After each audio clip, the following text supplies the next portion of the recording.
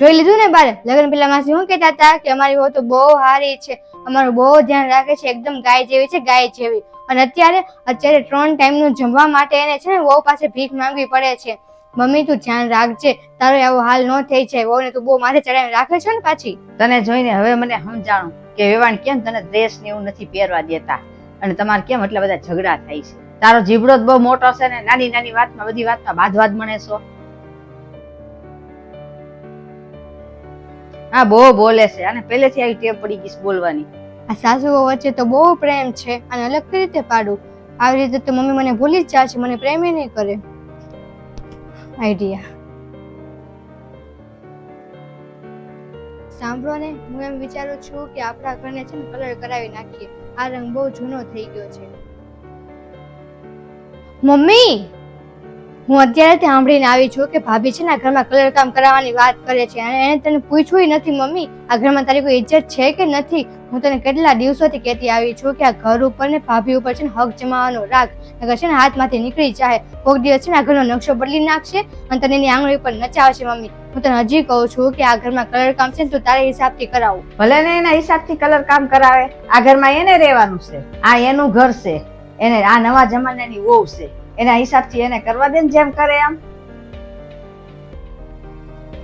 આનું કાઈ નહીં થાય. હું આને ગમે એટલી ચટાવીશ ને આ સાંભળશે જ નહીં મારી વાત.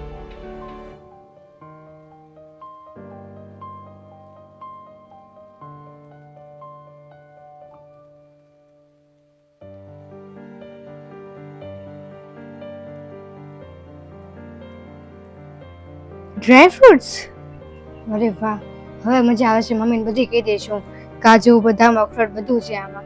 મમ્મીને દેખાડો, હવે મજા આવશે. આમ જો મમ્મી, ભાઈ ભાભી હાટુ કેટલા બધા ડ્રાય ફ્રૂટ્સ લાવ્યા છે, કાજુ બદામ દ્રાક્ષ અખરોટ. કોઈ દિવસ તારી હાટુ લાવ્યા છે? તું તો એમ બહુ કહેતી હતી કે અમારી વહુ તો બહુ ડાય છે, અમારું બહુ ધ્યાન રાખે છે. આમ જો હાંતા હાંતા ડ્રાય ફ્રૂટ્સ ખાય છે. મમ્મી હું તને હજી કહું છું કે ભાભીને અને ઘરને થોડું કંટ્રોલમાં રાખ. સાસુ બનીને રે, સાસુ બનીને.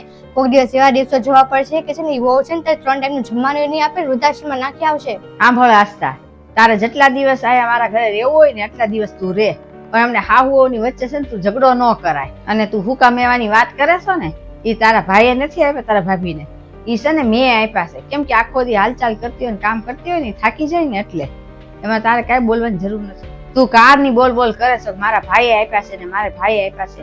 હું કાંઈ નો એને આપી શકું, ન ખવડાવી શકું. એ મારી વહુ છે ને આગળ જતા ઈ જ મારી સેવા કરવાની છે. તું તો હાવ નાકકાન વગરની નપટી છો. મારે છે ને આગળ જતા એની હારે જ રહેવાનું છે, ઈ જ મારી સેવા કરશે. અને તારી હારે કઈ મારે નથી રહેવાનું. અને તું તો તારા સાસરે બાંધણ કરાય છે ને અહીંયા આવી ને તો અહીંયા તે બાંધણું કરાય છે નકરી. હજી કહું છું હું તને કે તું સુધરી જા.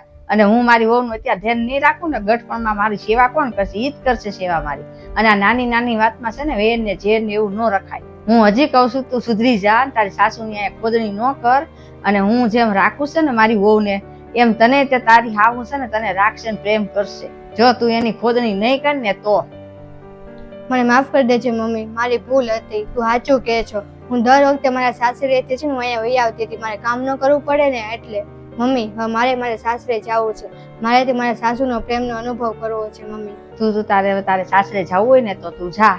અને હું એવી ભગવાન પાસે પ્રાર્થના કરીશ ને કે આ બે છે ને સાસુ વહુ છે ને મા દીકરીની જેમ રહે.